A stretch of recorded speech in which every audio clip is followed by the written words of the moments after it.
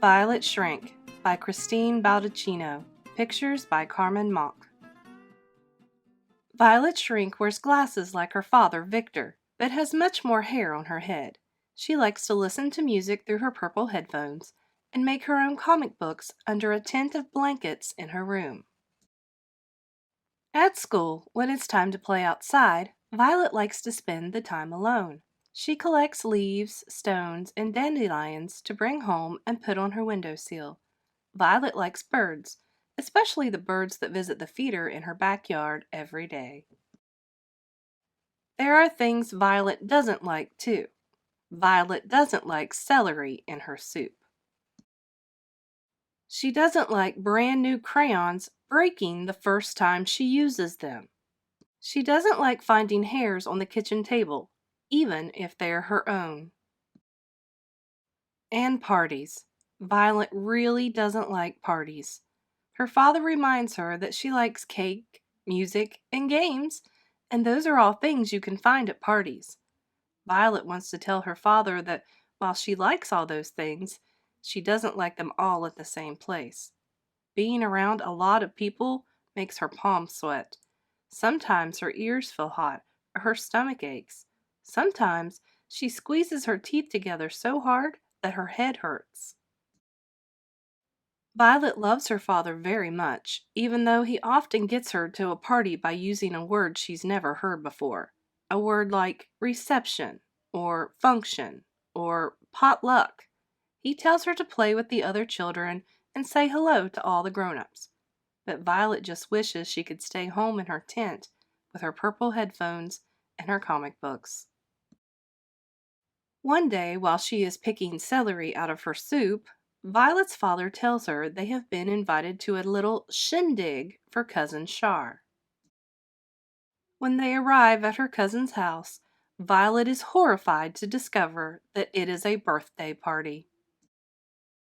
Violet spends the entire time hiding under the kitchen table.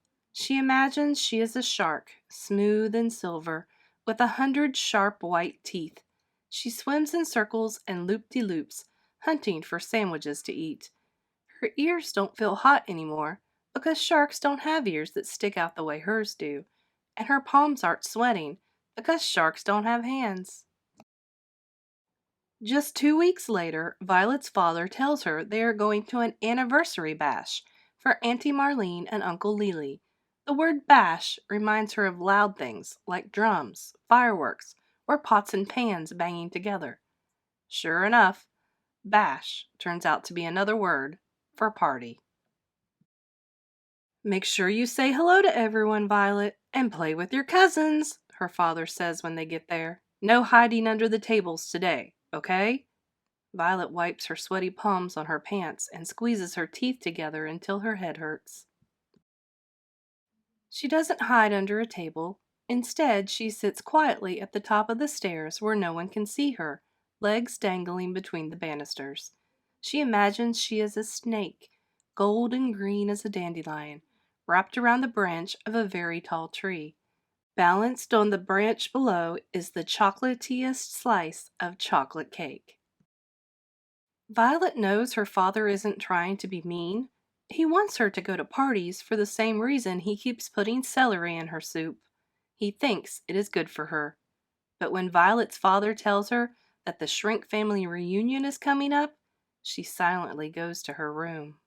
There will be a lot more relatives than usual, and more people means more voices, louder voices. Uncle Louie will play his accordion, and Uncle Joe will do his weird moose stuck in the mud dance. And all of Violet's aunts will laugh so loud she'll feel it in the pit of her stomach. Violet isn't hungry anymore, not even for dessert. All she wants to do is crawl into her blanket tent, put her headphones on, and draw pictures of bats. But that will have to wait. Dad, I have an important thing to say, Violet says as he is tucking her into bed for the night. Okay, he says, putting on his listening for real face.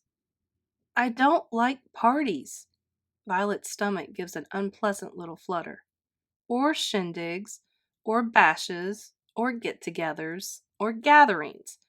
I don't like any of those things. Her dad starts to say what he always says. You like cake, don't you? And you like music, don't you? And you like games, don't you? Yes, Violet replies, but not all at the same time. She tells him how her stomach hurts, and her palms sweat, and her ears get hot. Her father keeps his listening for real face on the whole time, which makes the words come more easily. And I don't like celery in my soup, she adds. I don't think I ever will. What if I leave out the celery, but put in extra carrots? He asks. I don't hate carrots, she replies. Well, that solves that. Now, what are we going to do about all these parties? I think I know, Violet says, glancing at her blanket tent. The Shrink family reunion ends up being quite the wingding, as Violet's father would say. As expected, Uncle Louis plays the accordion, and Uncle Joe teaches all her cousins how to do his weird moose stuck in the mud dance. Everyone laughs loudly, and someone breaks a big, ugly lamp that Auntie Mary says she never liked anyway. But for the very first time, Violet's stomach doesn't ache, her palms don't sweat, and her ears don't feel hot, because as the Shrink family parties late into the evening, Violet sits under the dessert table, purple headphones on her ears, a pile of comic books in her lap, and a smile on her face. Do you like big crowds and parties? I don't really. They make me nervous. So I usually bring a book or play with something on my phone or try to watch TV. How about you?